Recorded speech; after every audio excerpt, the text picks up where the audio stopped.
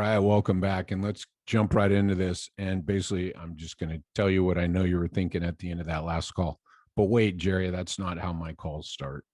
So I decided to just jump into the beginning of the call. And I'll tell you why.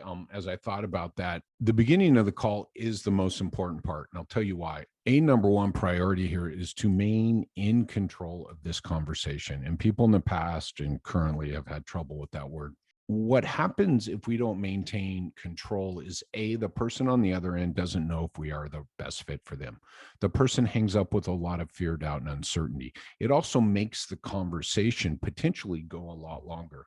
When I work with people, everybody complains and states that my system is going to make their phone calls longer. And then I start listening to recorded calls prior to the training, and I'm like, you guys are already having 8 to 12 minute calls, right? My system actually brings you more efficiency. And the reason those calls go so long is because they say things like, tell me your story.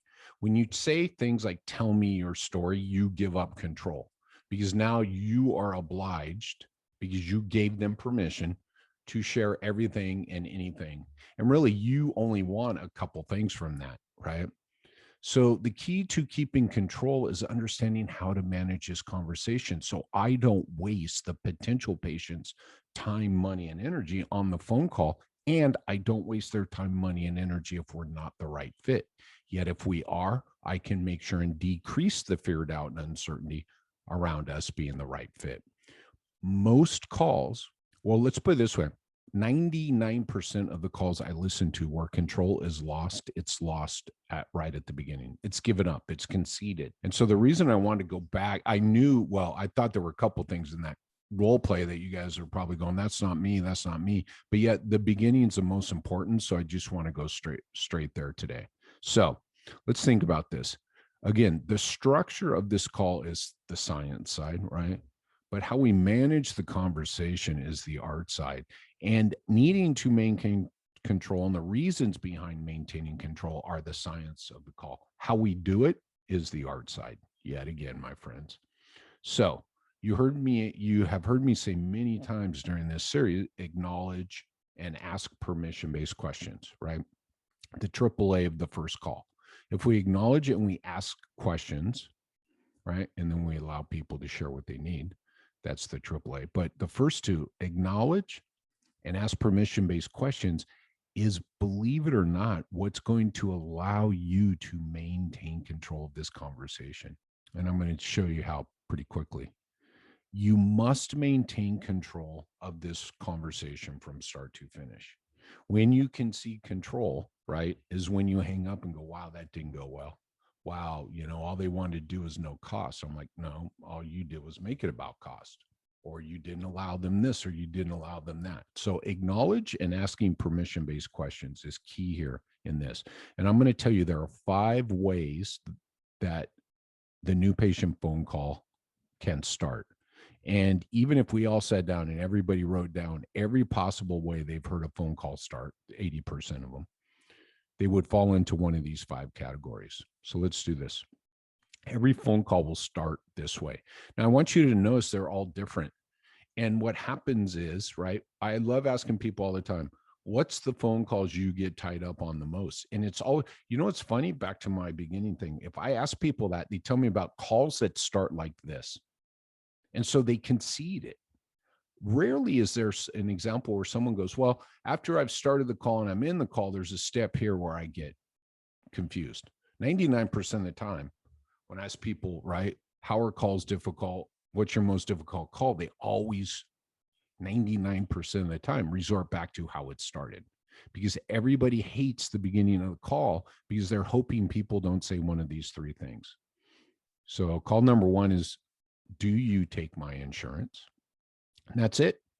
And they just wait. Hi, my name's Jerry. Do you take my insurance? Call number 2 starts, hi, my name is Jerry. Are you in network with my insurance? And then call number 3 is, hi, my name's Jerry. How much does it cost there? Right? Those 3 are 98% of the ways calls start that people say they hate. And it's because they don't know how to manage a conversation. They don't understand the art and science of selling on this first phone call. Number 4 is, hi, my name is Jerry. I have low back pain. I'm wondering if, right, any of those 3. I'm wondering how much it costs. I'm wondering if you take my insurance. I'm wondering if you are in network. So, hi, my name's Jerry. I have low back pain. I'm wondering if you take my insurance. I wonder if you're in network, or I wonder what the cost is. And then number 5 is one that people get overly excited about. And I'm like, you're screwed. Hi, my name's Jerry. I have low back pain. I want to get scheduled. Those are the only 5 ways your calls can start, my friends. Break them down any way you want. I'm talking about 80 and 90% of the calls. I'm not talking about the outliers. Everybody always wants to go over the bad call. I'm like, if you can manage a good call, you can manage any call. And what's funny is people talk about the bad calls. Oh, yeah, I had this really hard call today. And what it is just not understanding how to maintain control of the conversation. And they lose it at the beginning. Acknowledgement and asking permission-based questions. Now, if I know I'm going to acknowledge and I'm going to ask permission-based questions, what are they going to be in reference to? They're going to be in reference to keeping us on track to sell value before price. How do we do that? The 5-step process I gave you guys. If you haven't heard that episode, go back and check it out. The 5-step process, right? To the first phone call, acknowledge, get their problem they need solved, find out their past expectations and their future expectations, sell the expert, sell the first visit, what they get for their time, money, and energy, find out how they want to pay, and then recap. I think I called it the 5 phases or something, but it's 5. So we always want to be taking people through our process, which allows us to be successful by getting value before price. All right. It all comes together, my friends. It all comes together, and it's coming together here for you in like 8 weeks. This stuff took me forever, and you're getting it in little 15, 20-minute stints over 8 weeks. It took me forever to get to. So if I want to talk value before price, all but one of those, 4 out of the 5 are going to set me up for failure. You guys realize that? Because only the 5th one, I didn't bring up insurance or cost. So let me start with number 5. Actually, every phone call starts the same from you. Acknowledgement. Let's start with number 5. Well, hello, Jerry. I'm so sorry to hear you have low back pain. Yet, I'm glad you called us here today at ABC Physiotherapy, because we help a lot of people with back pain. In case you missed it, my name's Jerry. I think I just said Jerry, but whatever. It could be Jerry and Jerry. My name's Jerry, and I'd be more than happy to see if we have the right expert for you, right, here at ABC Physiotherapy. And if so, I'm happy to get you on the schedule. So I just acknowledged everything Jerry said. Now I'm going to manage the 5-step process, and step 5 is to talk about cost. So when I get to step 5, I'm going to say, so Jerry, how did you want to pay for this? Boom, we're done. But you hear acknowledgement. So let's go back to, hi, my name's Jerry. I have low back pain, and I'm wondering if you take my insurance. Now I'm going to tell you my model, right? You guys will figure this out. First thing I must do is acknowledge everything I heard. No one ever does this. 0 people have done this on my calls when I do secret callers. 0 people have done this. Well, hello, Jerry. Same thing, right? Sorry to hear you have back pain. Yet I'm glad you called us here at ABC Physiotherapy, because we do help a lot of people with back pain.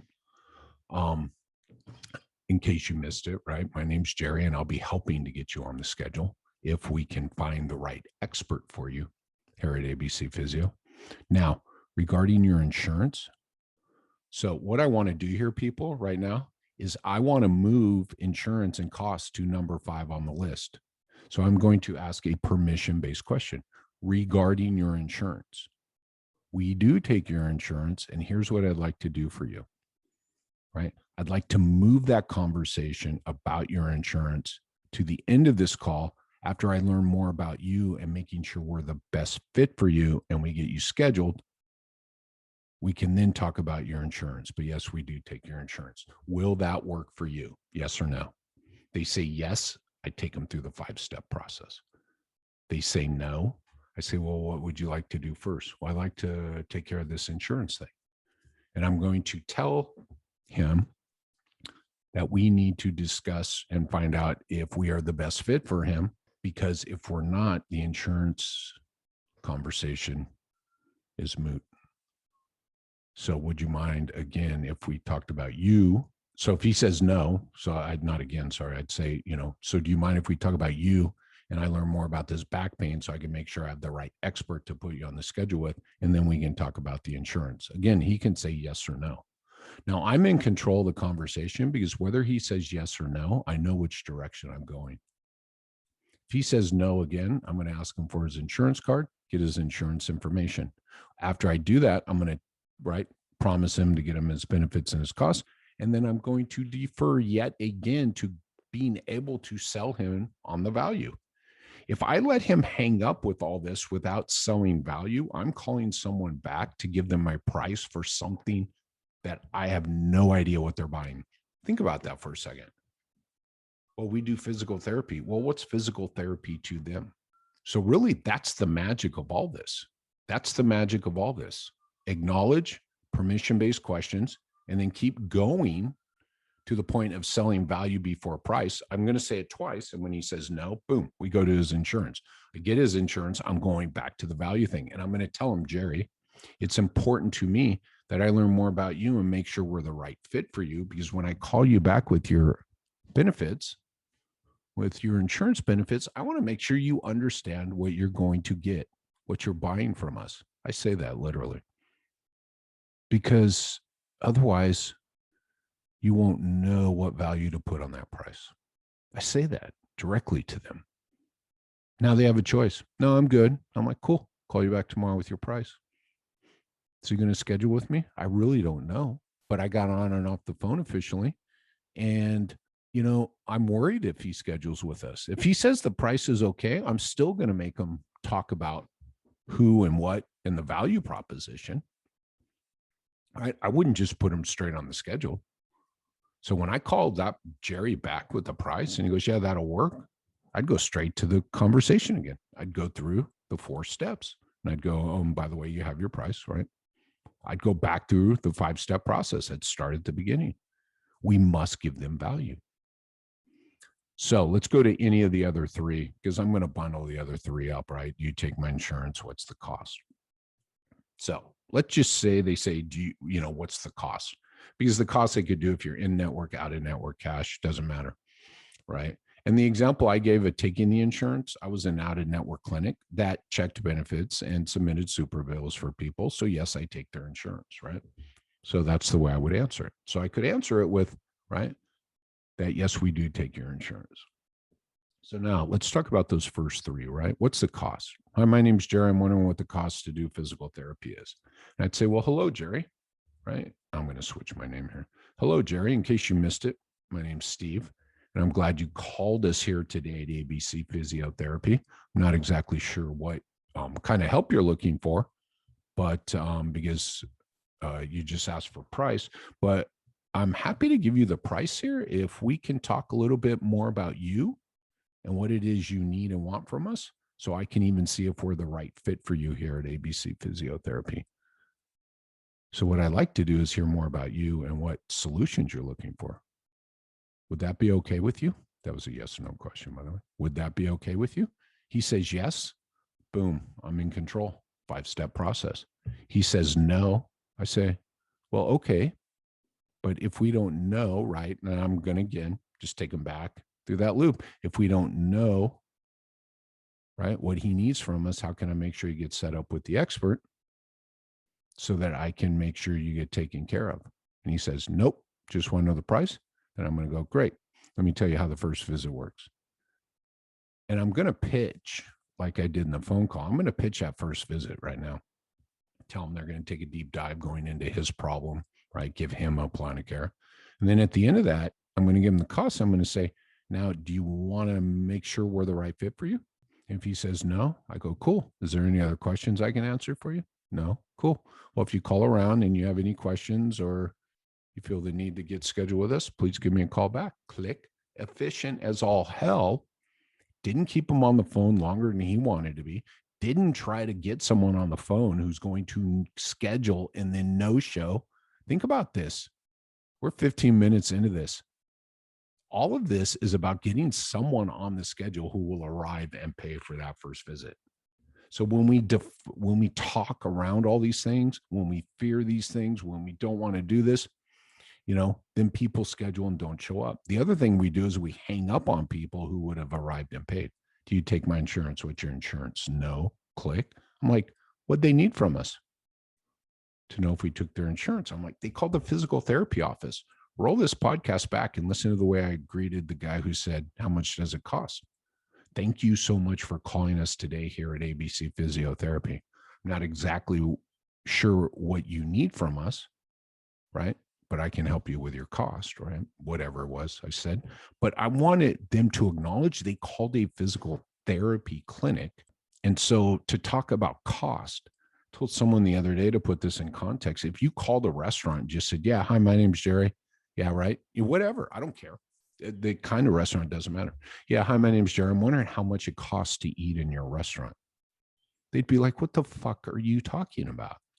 But yet we answer this question every day for people without asking them, well, what are you going to eat? What do you want? What do you need? All right. 5 ways the phone calls start. They all get managed the same way. You guys heard it. I acknowledge everything I heard. In every one of those, I acknowledged the name, the diagnosis when it was given, right? And then the last part of the question, if at all. After I acknowledged, I asked them if I could do what I wanted to do next. Even in the one where they didn't ask about cost, I might not have done it. I apologize, but I acknowledged that. And I said, here's what I'd like to do next, Jerry. I'd like to learn more about you. Will that work for you? I think it did, right? And they say yes. What I love about these permission-based questions, it is allowing that person on the other end of the phone to know this call's about them and they have control. They have choices to be made. I love this. Nobody gives people choices when they call healthcare offices. It's such a win-win to ask permission-based questions. This is why when I tell people, people get uptight. What do you mean take control of the conversation?